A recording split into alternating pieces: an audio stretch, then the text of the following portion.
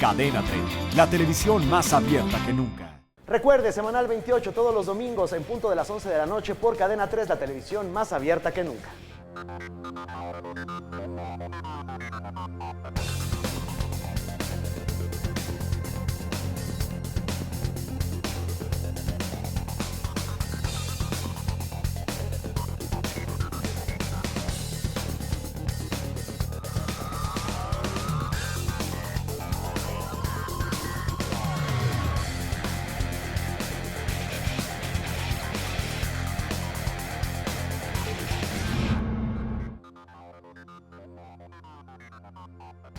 Hola, ¿qué tal? Qué bueno que nos acompaña. Esta semana la agenda informativa nos llevará a conocer la historia del Palacio de la Locura, el manicomio de la Castañeda, y también hablaremos sobre la terapia de electroshocks, un tratamiento que está permitido en nuestro país. Yo soy Carlos Quiroz y esto es Semanal 28, la agenda de Cadena 3. Comenzamos.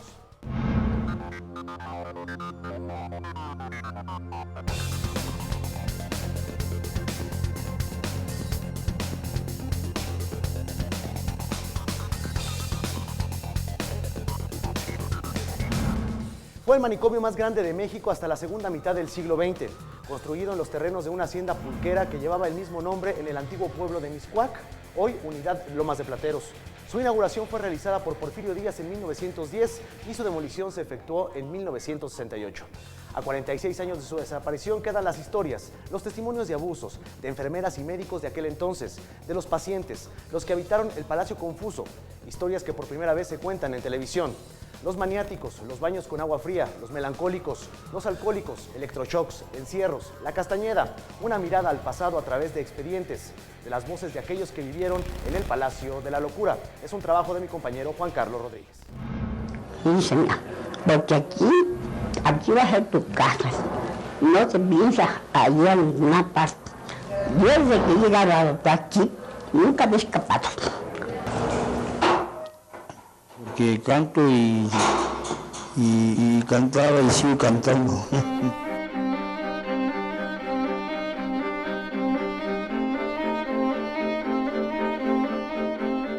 Hace 45 años, pocas semanas antes de la inauguración de los Juegos Olímpicos de 1968, el presidente Gustavo Díaz Ordaz consumó la Operación Castañeda. Así se le llamó a la decisión de demoler el manicomio general que durante 58 años operó en Mixcoac, en la Ciudad de México. 3.500 internos fueron reubicados en 6 nuevos hospitales, con lo que se puso fin a uno de los capítulos más oscuros de la historia de la psiquiatría en México. Por décadas, el paradero de las personas que habitaron el manicomio de la Castañeda permanecieron en el olvido, lo mismo sus expedientes y testimonios, hasta que a finales de los años 90, un grupo de investigadores, entre ellos Alberto Carvajal, investigador de la UAM, se sumergieron en el archivo histórico de la Secretaría de Salud. Su objetivo era averiguar cómo era el trato a los enfermos mentales de aquella época y qué percepción tenían del país y de la ciudad los habitantes del Palacio de la Locura. Desde los hospitales que me llevó mi esposo, a los hospitales que me llevó mi esposo, bueno, ya están, creo que Mixcoac, ¿quién sabe cómo se llamaba eso? Ese hospital. Vengo trabajando desde el manicomio general La Castañeda. Es la primera vez que estas imágenes se transmiten por televisión. La grabación forma parte de un documental que preparan Alberto Carvajal y un equipo de expertos de la Universidad Autónoma Metropolitana. Es el resultado de 12 años de investigar los expedientes clínicos y de entrevistarse con los ex habitantes del manicomio más temible que ha tenido México. El profesor Carvajal logró entrevistar a más de 50 sobrevivientes. Los encontró confinados en diversos hospitales del Distrito Federal y el Estado de México. Los encontró postrados en sillas de ruedas o en camastros, sin ganas de hablar. De hecho, cuenta el especialista, no parecían seres humanos, más bien eran bultos, solo cuerpos silenciosos. En su investigación, Carvajal halló de todo, desde historias de terror como el abuso en el empleo de los electroshocks, hasta los baños de agua fría o los encierros en sitios húmedos, oscuros y llenos de ratas. Cantaba. También se cuentan casos absurdos como el de Enrique, un hombre que fue llevado a la Castañeda por el solo hecho de cantar y haber fastidiado a los vecinos de Tepito con su tonada. Jalisco, Jalisco, tú tienes tu novia, que es Guadalajara.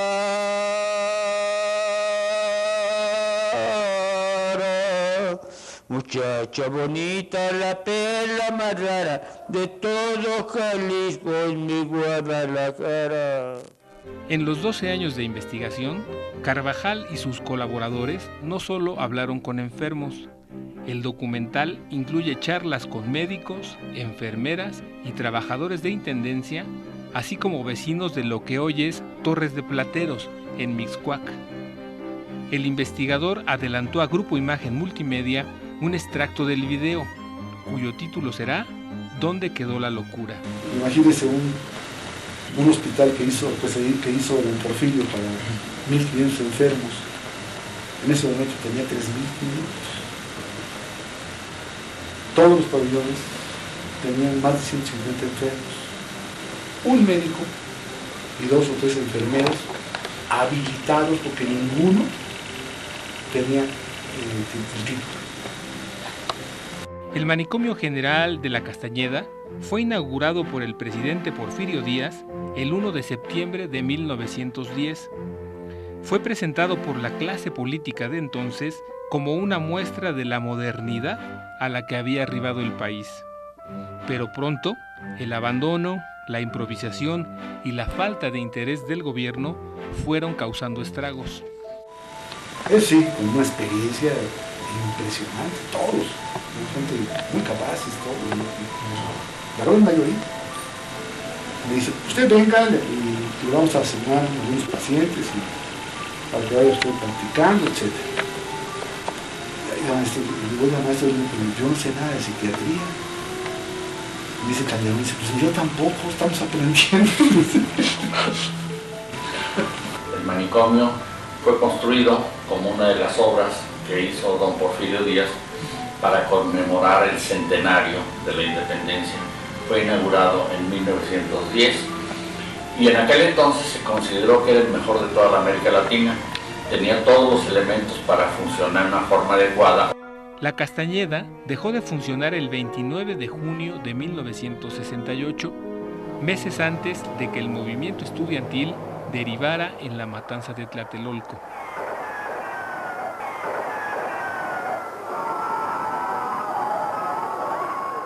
Después de dar atención a más de 60,000 pacientes, el Manicomio General fue demolido.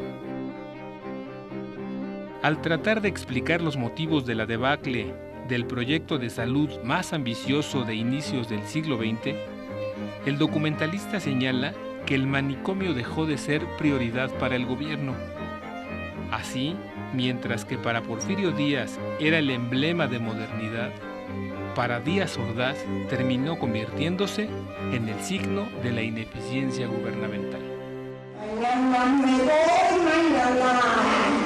Mañana me voy de aquí y el consuelo que me queda es de recordar de mí.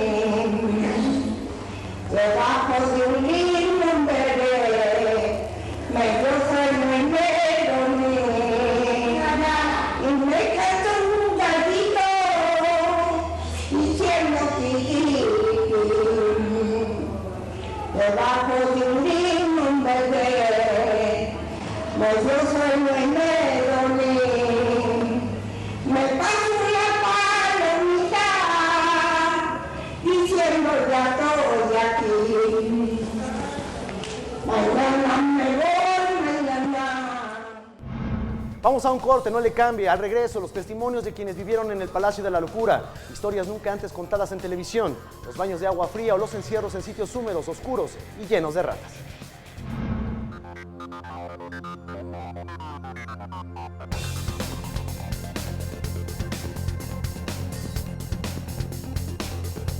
Recuerde, Semanal 28, todos los domingos en punto de las 11 de la noche por Cadena 3, la televisión más abierta que nunca.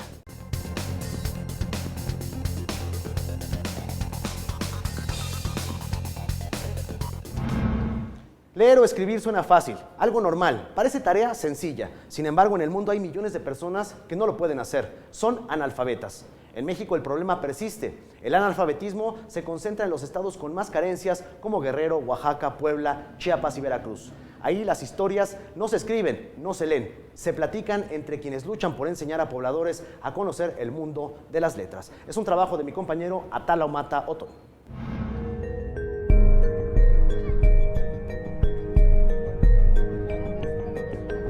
Bueno, una definición la clásica del analfabetismo es una persona que no sabe leer ni escribir y que es mayor de 15 años. No tiene esa habilidad de leer ni escribir, no reconoce un texto escrito y tampoco puede él hacer los trazos de la escritura.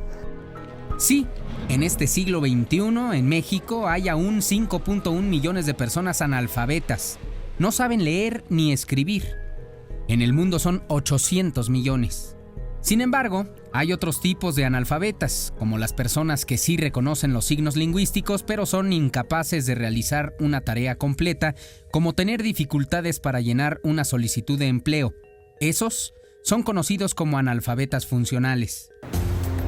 En la Universidad Nacional Autónoma de México nos cuentan que este fenómeno se concentra en África, Asia y América Latina primordialmente. Y en México, el analfabetismo se concentra en los estados con más carencias como Guerrero, Oaxaca, Puebla, Chiapas y Veracruz.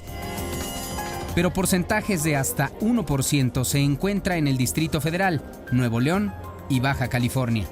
Saber al menos leer y escribir tiene sus beneficios. Para que una persona pueda desarrollarse más, para que pueda conseguir un mejor empleo, para que pueda ejercer una ciudadanía que exija sus derechos, para que pueda participar políticamente. Si usted no va a mi círculo de estudios, le quito el apoyo de oportunidad. Sí. La UNAM tiene un programa con apoyo de los gobiernos estatales en el que becarios y egresados se distribuyen en municipios marginados para alfabetizar. Viajamos al alejado municipio de Tlatlauquitepec, en el estado de Puebla. Platicamos con Celeste Cruz, coordinadora estatal. Ella es egresada de la Facultad de Ciencias Políticas. Igual, nosotros todavía no lo hemos podido rastrear, pero tenemos conocimiento de que el libro de la palabra, en algún momento hace muchos años, se hicieron una especie de telenovela. Cuando ella y su equipo llegaron, se dieron cuenta de las irregularidades que dejaron las anteriores brigadas del Instituto Estatal de Educación a los Adultos. En ese contacto directo con las personas daban cuenta de que algunos tenían certificados de primaria y secundaria y que esas personas no sabían leer y escribir. Esos certificados pues sí son emitidos por parte del Instituto Estatal. Con aprender sílabas. Conocimos también a Sandra. Ella coordina la alfabetización en Tlatlauquitepec. Asegura que los asesores se enfrentan muchas veces al rechazo. Hay personas que por sus diferentes actividades ya no desean seguir con ese estudio. ¿Por qué? Porque ya tienen un medio en que desarrollarse, les cuesta trabajo adaptarse nuevamente a que uno les esté enseñando.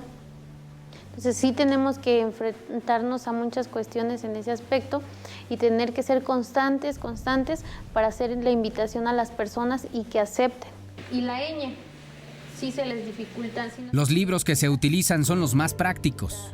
Lo primero, antes de empezar con las palabras, lo que hacemos es un reconocimiento de vocales. Empezamos con la palabra generadora, que es pala.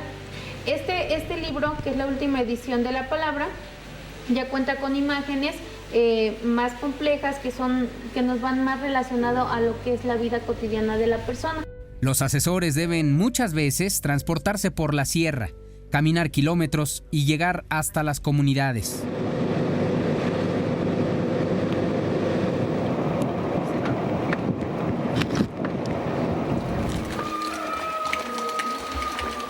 Nos movimos por la sierra y entramos al poblado de Gómez Oriente. Número. Y aquí dice número.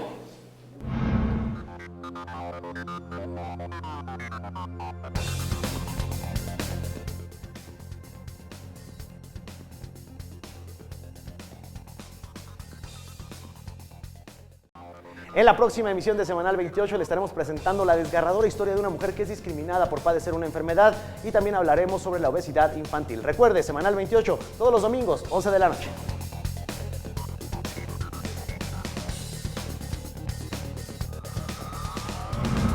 Para los pacientes con esquizofrenia, depresión y trastorno bipolar existe un tratamiento con descargas eléctricas de hasta 160 voltios. Se trata de la terapia electroconvulsiva o por electroshocks, que actualmente se aplica en México en diferentes instituciones de salud. Con este procedimiento se reducen los intentos suicidas que no se han podido controlar con tratamiento de primera mano, como la terapia psicológica y los psicofármacos. Vea este trabajo de mi compañera Gloria Contreras.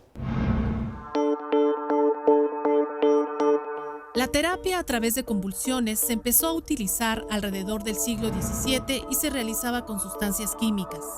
Más tarde, se usaron otras estrategias como choques insulínicos para provocar la convulsión, lo que en aquel tiempo resultaba peligroso para los pacientes. Estamos hablando que por allá de 1930, se empieza a aplicar, se empieza a estudiar la convulsión en función de una descarga eléctrica. Se aplica a pacientes en Italia primero y luego se difunde a todo el mundo. Y entonces estamos hablando que en esa época que se aplicaba, pues no se conocía suficiente, entonces no se aplicaba bajo anestesia, no había relajantes musculares efectivos y que se aplicaran para el paciente. Y el voltaje se calculaba un poquito en función de un botón, parecido al de las antiguas televisiones de bulbos, ¿no? Que usted le subía el volumen pues, ahí al tanteo, y entonces eran procedimientos muchísimo más riesgosos porque no se tenían todos esos recursos de seguridad. La terapia electroconvulsiva o por electroshocks consiste en estimular el cerebro aplicando corriente eléctrica, produciendo cambios que permiten normalizar algunos sistemas cerebrales. La intensidad es variable, es alrededor, pero depende del aparato, es alrededor de entre 120 y 160 voltios. Por poner un ejemplo, un paciente de 30 años se calibra al 40%. Y entonces la descarga es la mínima necesaria para provocar esta despolarización y se hace el disparo y entonces los aparatos no pasa una corriente eléctrica continua, pasa en milisegundos. Evidentemente estas sacudidas tan dramáticas que se ven en imágenes que se publican en televisión, en películas, etcétera, pues es una exageración casi terrorífica, ¿no? En realidad, con la aplicación de la anestesia que le comentaba, que se aplica un anestésico momentos previos a la descarga, la convulsión es muy, muy ligera.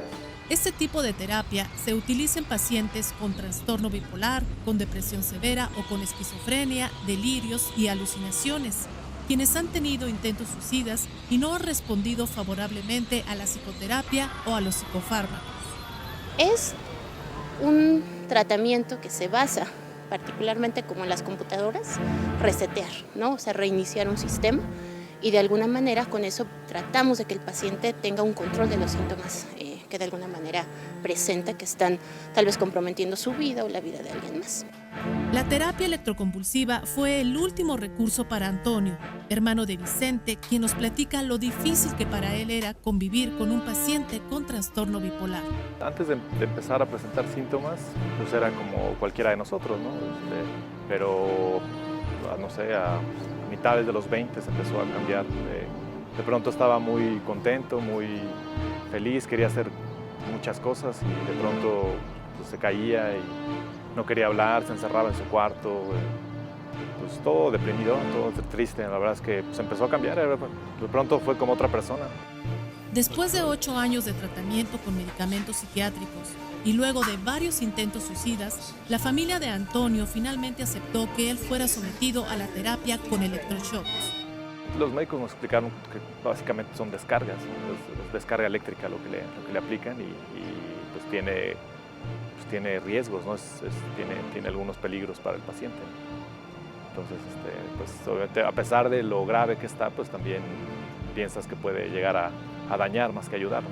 Pues tienes que firmar papeles aceptando los riesgos y bueno, pues entendiendo qué es lo que van a hacer, cuál es el procedimiento y y qué resultado esperas, ¿no? Pero al final lo que nos interesaba era que mi hermano estuviera bien.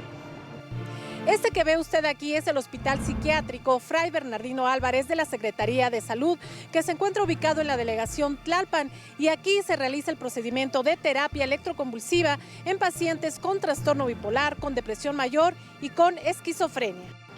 Previo a la realización de la terapia electroconvulsiva. Esta terapia también se utiliza en el Instituto Nacional de Psiquiatría y en el Instituto Mexicano del Seguro Social.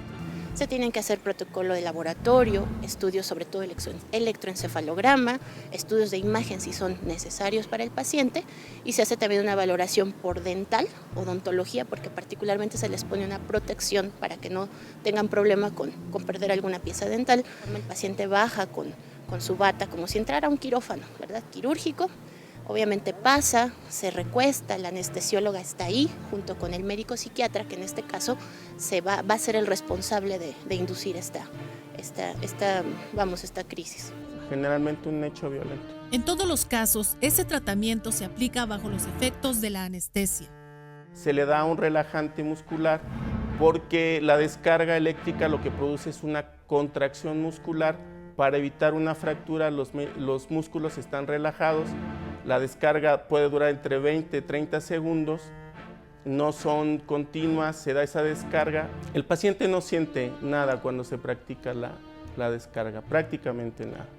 Sin embargo, como en todo procedimiento médico, también existen riesgos para el paciente cuando se utiliza esta terapia con descargas eléctricas. Pueden haber riesgos, puede haber complicaciones. Si no se hacen adecuadamente, puede haber fracturas, puede haber algún tipo de situación de afectación en la conducción nerviosa que pudiera afectar principalmente al corazón. Principalmente lesiones de huesos o músculos, ¿no? Algún desgarre, algún esguince o alguna fractura. El paciente pudiera, entrar en un paro cardíaco y eventualmente en un paro respiratorio. Esto es extremadamente raro porque la descarga durada es demasiado corta. Diversas investigaciones confirman los grandes beneficios que se obtienen con la terapia electroconvulsiva cuando se aplica de manera adecuada. Por ejemplo, un antidepresivo tardaría entre 4 y 5 semanas en hacer efecto antidepresivo. Entonces, en este periodo el paciente podría atentar contra su vida. Entonces, ahí no esperamos 5 semanas, ahí damos terapia electroconvulsiva inmediatamente. La famosa serotonina se regula, se estabiliza tanto su producción como su transporte, y la sintomatología remite en un 90% de los pacientes que reciben este tipo de terapia. Hay un recambio a nivel de membrana neuronal y obviamente hay un recambio también en los neurotransmisores. Se ha visto que muchos pacientes después de la terapia electroconvulsiva, ahora sí damos el medicamento y funciona mejor. Después de casi 15 años de vivir con trastorno bipolar y luego de 10 sesiones de terapia con electroshocks, Antonio, el hermano de Vicente, ha tenido una mejoría significativa. Sí ha mejorado, sobre todo en la parte de frecuencia. Antes pues era todo el tiempo, como te decía, triste, y después muy acelerado, muchas ganas de hacer cosas, y así se la pasaba. Y ahora le sigue pasando, pero ya es mucho menos frecuente, está más tranquilo, menos agresivo. O sea, los saltos son menos fuertes y menos frecuentes. Pues sí ha habido una mejoría. Los pacientes logran recuperar un cierto grado de funcionalidad ya global, si es que van a la escuela o trabajan, no tienen familia, etcétera. Y además, algo muy importante que nosotros hemos observado, se reduce el número de reingresos hospitalarios del paciente, ¿no? Un paciente que ingresa, por poner un ejemplo, si un paciente tenía 3 o 4 internamientos en un año y fue candidato adecuado a la terapia electroconvulsiva, se puede reducir a 1 al año, por ejemplo.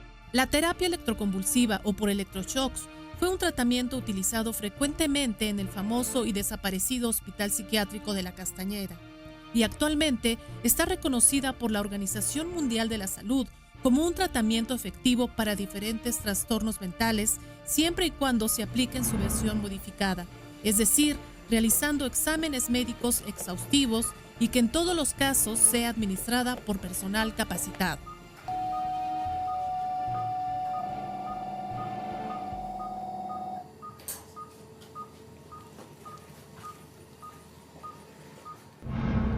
La terapia electroconvulsiva se usa para tratar manías, catatonia, esquizofrenia y otros desórdenes mentales. Actualmente se calcula que alrededor de 1 millón de personas en el mundo reciben terapia de electroshocks cada año. En la mayoría de los países donde se aplica existe una estricta reglamentación para el uso de la terapia electroconvulsiva. Existen 3 variables fundamentales en la aplicación de este método: la colocación de electrodos, la duración de la estimulación y las propiedades electrofísicas de la estimulación. De esta manera hemos llegado al final. Gracias por acompañarnos. Nos vemos la próxima.